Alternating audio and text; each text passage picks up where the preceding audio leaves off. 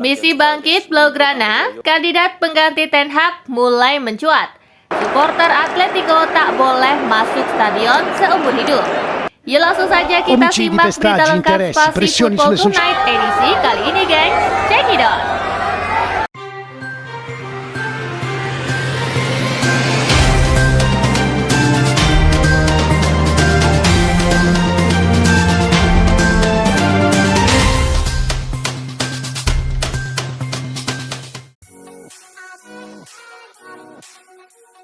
Barcelona versus Young Boys, misi bangkit Blaugrana. Barcelona mengusung misi bangkit saat melawan Young Boys usai kalah dari Osasuna. Blaugrana bakal tampil dengan kekuatan terbaik di laga ini. Pria asal Jerman ini menilai kemenangan atas wakil Swiss tersebut sangat penting untuk Blaugrana.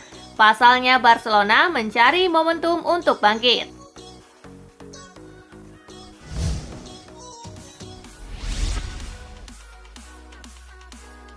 Arteta kenang masa lalu di Paris. Arsenal menjamu Paris Saint-Germain dalam lanjutan Liga Champions. Manajer Mikel Arteta punya kenangan indah dengan Les Parisiens. Klub asal Prancis itu adalah tempat Arteta bikin debut profesional sebagai pemain. Arteta juga bermain dengan Ronaldinho ketika pemain asal Brazil itu pindah ke Paris pada musim panas 2001.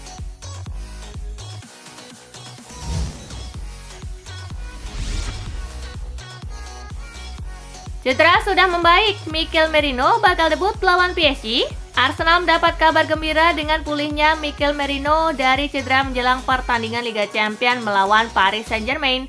Terlepas dari perkembangan positif tersebut, masih harus dilihat kapan Arteta akan memberikan Merino menit-menit pertamanya dalam seragam Arsenal. Pihak klub juga tidak terburu-buru untuk menurunkan pemain berusia 28 tahun itu sebelum dia siap secara fisik.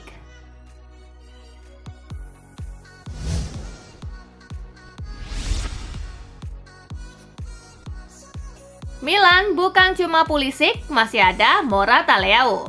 Christian Pulisic tampil tajam bersama AC Milan musim ini. Alonso tidak mau hanya fokus kepada Pulisic, mereka punya pemain bagus selain Pulisic dalam diri Alvaro Morata dan Rafael Leao yang kerap jadi andalan di lini serang.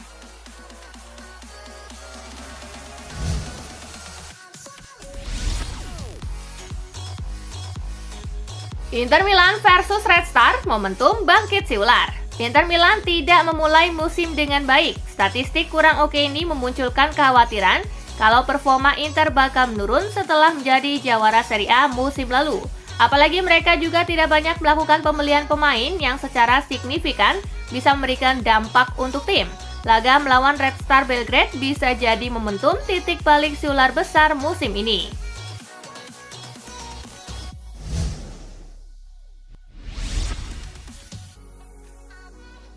Polisi selidiki indikasi Ultras Milan dan Inter terafiliasi mafia.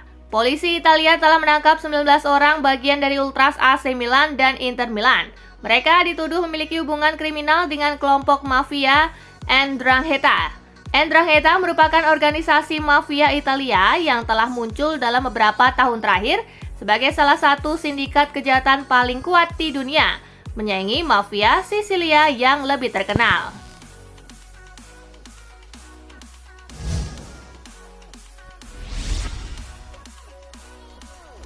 Kandidat pengganti jika MU pecat Ten Hag. Ruud van Nistelrooy saat ini adalah menjadi asisten Erik Ten Hag di MU. Ia paling tidak diyakini bakal jadi interim jika Ten Hag dipecat. Berikutnya ialah Thomas Tuchel. Ia sudah pernah dikaitkan dengan Manchester United. Kandidat selanjutnya ialah Zinedine Zidane. Ia masuk daftar pelatih pengganti Ten Hag. Selanjutnya Gareth Southgate, rekam jejaknya di timnas Inggris sebelum ini cukup menggilap.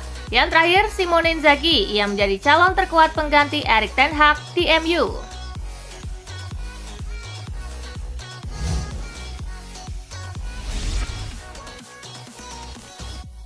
Pecat Ten Hag tidak akan menyelesaikan masalah. Kursi pelatih Manchester United saat ini sedang memanas. Namun mantan pemain timnas Prancis Emmanuel Petit menganggap krisis yang dialami Setan Merah saat ini tidak akan selesai meskipun memecat pelatih Erik Ten Hag.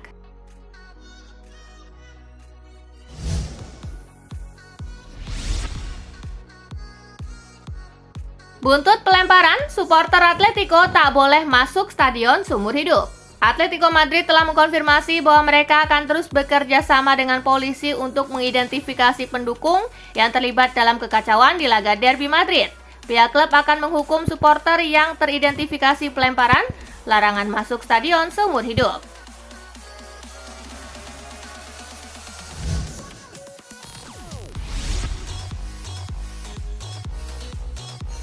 Victor Osimhen bisa perpendek masa pinjamannya di Galatasaray. Victor Osimhen dapat kembali ke Napoli dari masa pinjamannya di Galatasaray pada Januari sebelum meninggalkan klub Italia itu secara permanen.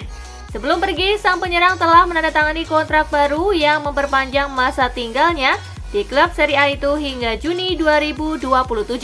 Dalam kontrak barunya yang dapat mendorongnya untuk mempersingkat masa pinjamannya di Turki, namun, klausul tersebut tidak berlaku untuk klub Serie A.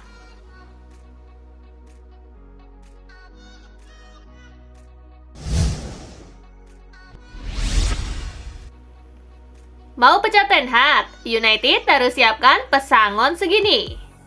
Kekalahan memalukan Manchester United melawan Tottenham telah membahayakan posisi Ten Hag.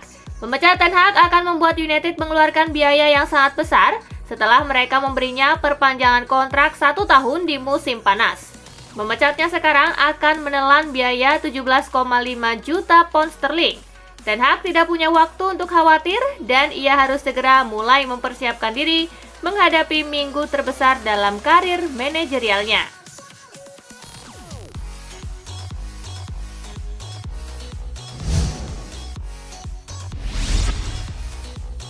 Manchester City masih tanpa Kevin De Bruyne di Liga Champions. Manajer Manchester City, Pep Guardiola, memastikan bahwa timnya masih belum diperkuat Kevin De Bruyne saat tandang ke markas Slovan Bratislava pada laga kedua Liga Champions tengah pekan ini. Cedera membuat pemain asal Belgia itu absen dalam 3 pertandingan terakhir.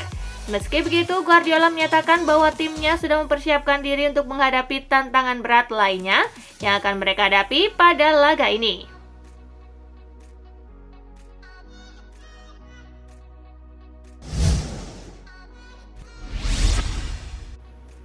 Genoa jajaki potensi transfer Dele Alli. Menurut laporan terbaru dari Italia, Genoa kini mempertimbangkan opsi mendatangkan mantan bintang Tottenham Dele Alli yang saat ini berstatus bebas transfer.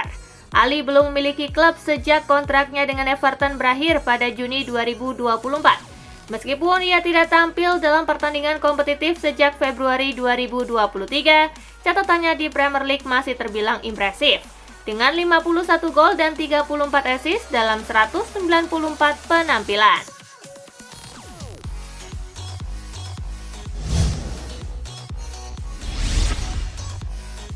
Como 1907 masih punya satu kelemahan fatal.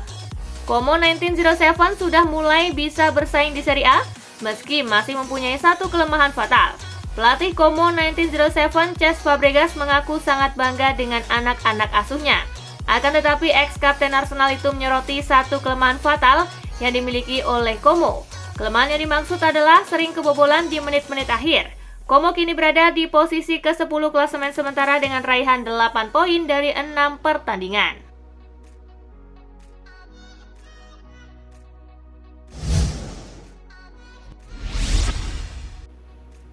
Paulo Fonseca, Milan bukan tim bertahan. Pelatih AC Milan Paulo Fonseca merasa tersinggung dengan pernyataan Xabi Alonso yang memperkirakan Rossoneri bakal menerapkan permainan bertahan ketika berjumpa Bayer Leverkusen. Fonseca menegaskan Milan berbeda dengan kebanyakan tim Italia dan tidak menerapkan permainan catenaccio. Milan kini membutuhkan performa lebih baik saat melakoni matchday kedua agar tetap bisa bertahan di kompetisi antar klub kasta tertinggi di Eropa tersebut.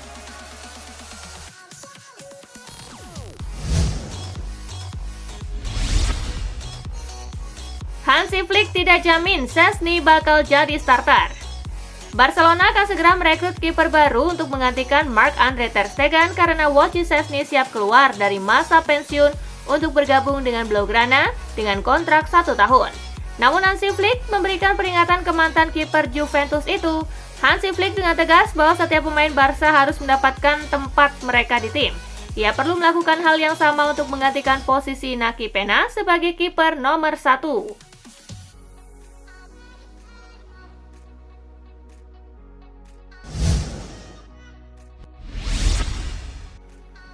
Pelatih Young Boys sebut Lamine Yamal sebagai ancaman. Pelatih Young Boys Patrick Rahmin memuji penampilan Lamine Yamal bersama Barcelona.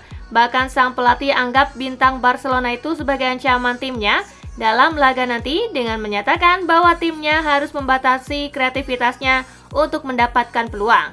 Pemain berusia 17 tahun itu mencetak gol pertamanya di Liga Champions saat kalah dari AS Monaco awal bulan ini dan akan bersemangat untuk membantu timnya meraih 3 poin besok di kandang sendiri.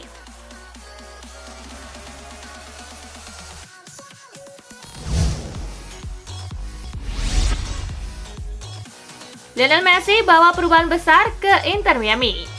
Lionel Messi datang ke Inter Miami sejak musim panas 2023. Kedatangan si kutu pun memberikan banyak dampak buat sepak bola Amerika Serikat, baik ke Inter Miami maupun kompetisi Major League Soccer. Messi benar-benar membawa perubahan besar ke Inter Miami. Efek yang diberikan oleh Messi tidak hanya soal sisi komersial, tetapi juga penampilan di dalam lapangan. Namun mengubah Inter Miami dari tim gurem menjadi raksasa Major League Soccer.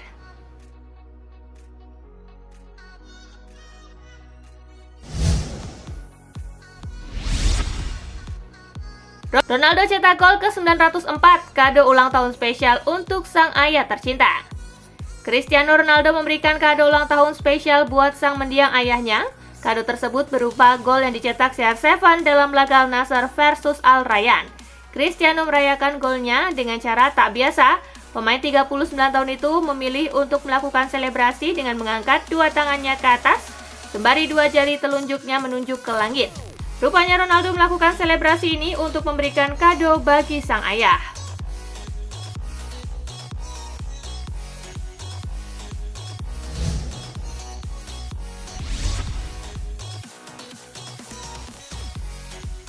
Nah, itulah berita sepak bola terupdate dalam segmen Spasi Tonight kali ini, gengs. Simak terus ya berita-berita menarik dan terupdate dari Kakak Spasi, tentunya di Spasi Football News dan Spasi Tonight. See you!